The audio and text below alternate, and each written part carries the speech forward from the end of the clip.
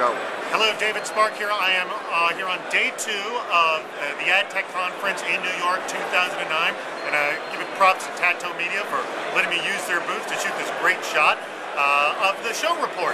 And stay with me, I got a lot of great content for you. Just to give you a wrap up. So let me start off with Jonathan Miller from News Corp. Gave the keynote speech this morning. It was really interesting. He talked about the need to understand that mobile is really a different space. We heard this actually yesterday in the Mobile Metrics group when I was talking to a couple of guys there, Bruce Braun being one of them as well, and so to treat it differently as such. Spoke to a bunch of guys who spoke also at the place-based digital ad networks, and it really had to do with, yeah, there might be better ways to buy media, but if you have to do it manually, if I have to make 8 phone calls, it's just not going to happen. So easier to purchase media that may not be as good will often sell better because time is money and just the buyer just doesn't have the time to pick up the phone that many times. Some other interesting things. Email Data Source, which actually has been around for a while, they actually look at competitive email marketing campaigns and find out interesting things about like what works in a headline and what doesn't. For example, I didn't know this, a welcome email, like after somebody registers, indexes very high or gets a very high open rate. So if you're not sending a welcome email, do that. But what they've started to do now is they're following Twitter. So if somebody puts an offer in Twitter, one of your competitors, they'll track it. They'll track the number of retweets, the number of clicks. Interesting thing they're doing.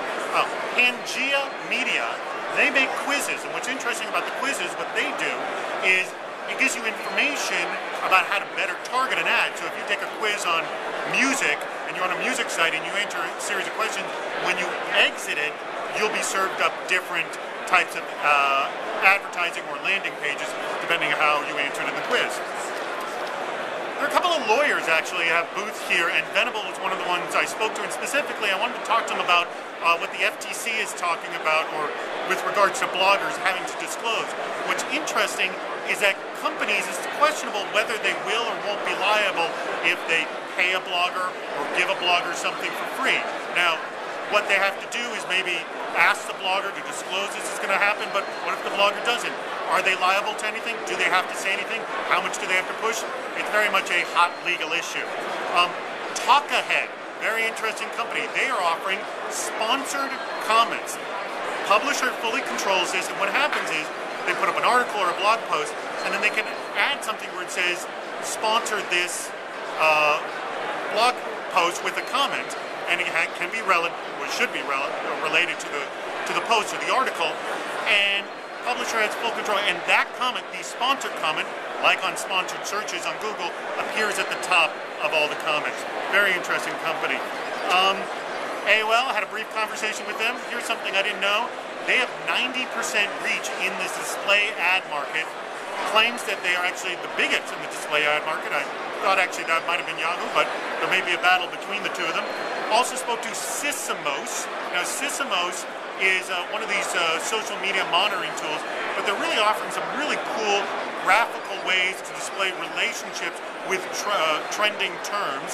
And the other thing, I don't know if many of these social media monitoring tools are doing this, but they're tracking Wikipedia and activity on specific Wikipedia posts. Also, spoke to Wireless Idea. They do marketing to Latin America, to Central and South America, and I asked them, what's different about communicating to that audience? And what they said is you have to be very culturally sensitive, because something like the word cupcake, which may be, innocuous for one section of South America, may be a profane word in another section of South America because of all the different dialects. Also spoke with IZEA, a company I actually spoke with in San Francisco at AdTech, and they make Social Spark, which are sponsoring blog posts. And they have another sort of a tweet sponsoring and another sort of version of the sponsored blog posts.